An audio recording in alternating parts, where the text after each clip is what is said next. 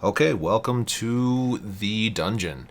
We're going to check on our vampire now. I did run through this once, and as I said in the previous video, if I did find any issues, I would show them. I did run into two minor issues. I didn't bother recording them because they were very minor. The first issue was the vampire blueprint started off plot, so when I started the fight, I couldn't actually hurt her. So I had to turn the plot flag off on our blueprint. It was just something that I forgot to do. And the second issue was the fire effect that we put on her corpse was the wrong one. I put in a VFX hit spell fire when I actually wanted a VFX duration fire. So I went back and changed that too. Hopefully those changes will fix, because I didn't test it a second time. I just went and made those changes and came back here. So here we are in the dungeon, and here's our little neutral badger. Again, you won't have him in your actual area. He'd be in some other area in the world, but he just has to exist. Here's our two healing potions, because again, our persistent world builder said that he did want to be able to have the players use a little bit of food, but not get killed easily in this encounter. So I'm a level 1 fighter here. I'm just showing my character, George Clowney. He's just a level 1 fighter.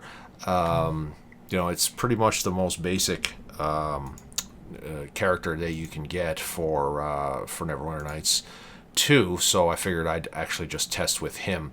And again, strength of fight, difficulty of fight, again, it's all tunings. You have to tune it. I did, before I even began this, did some tuning, did some mock-up fights with the blueprints that I was using, just to try and get them down to something weak enough for a level 1 player to be able to actually handle.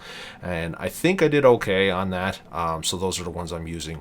So we're about to walk in. Again, we don't see our vampire here because we haven't crossed the trigger to set the first flag to activate our spawn point.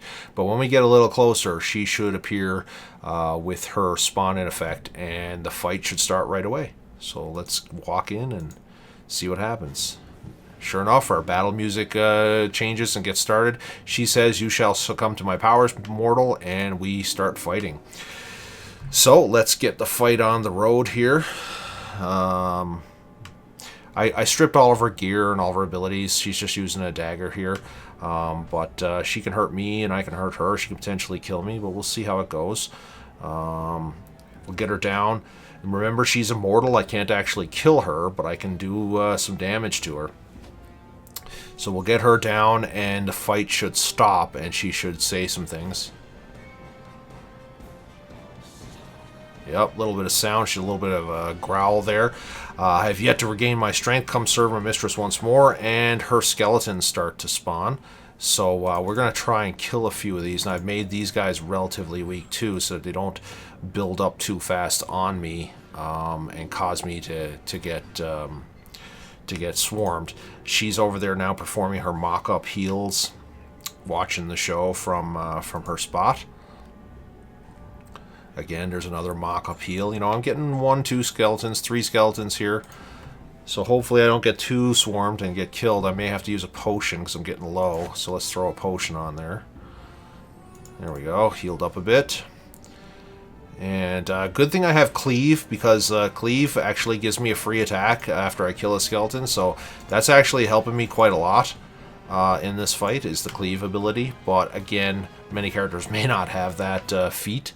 Now she's going to come in and do her fight, because remember, after 1 minute she rejoins the fight. So let's get her going again, and I may have to use my last healing.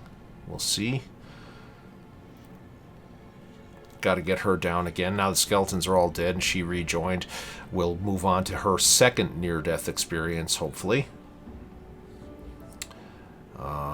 Just get her down a bit more. Oh, I think I'll use my healing potion now. That's quite enough from you. And we'll try and get you down. Yep, there we go. The fight is ended. She says, "Gah, get this foul beast away from me." And she runs over to her central area here. And that's when she'll start casting her darkness spell. There she goes. Now that area there is all dark, and now the whole room just went dark. And look at me, I'm taking damage now. Oh, what's going on? The darkness causes George Clooney some damage, so I'm going to move over here by this light. And sure enough, the damage has stopped, but I did take a lot of damage there. I could use another healing spell, but you know, I don't have any left, so we'll see how this fight turns out. If she kills me, I may have to respawn and finish it off. But we'll go from there. Actually, you know what? As a matter of fact, I could probably rest, but not anymore. Let's. She comes back after 30 seconds. And, ooh, I got a critical, so that's good. Maybe I can actually finish the job here. There we go. I got her, and she bursts into flames. Thanks to that critical, was managed to let me survive this fight. So she bursts into flames for 10 seconds, and then her corpse disappears, and I win the encounter. So again, pretty, I say fairly complex setup. It was a simple encounter with a complicated setup, mostly because of the size of the room, and we wanted to make the whole room dark and whatnot. The fight lasted, you know, I didn't time it, but I'm sure the fight lasted probably 2 to 3 minutes. And again, I was guessing that I probably wouldn't be able to stretch it to 5 minutes. I think in order to get the fight to 5 minutes, we'd probably want to add another phase in there to do something else. I don't know what that would be, but probably if I was really adamant about getting the fight to 5 minutes, I'd probably have to add another phase in the fight to get that to happen. But again, the builder has a quest tied to this encounter, so in the builder's world, you know, your quest objectives would have updated, and probably an info box would show up with more information, and maybe some loot and whatnot would have spawned here. But again, I feel that I've pretty much accomplished what I was asked to do.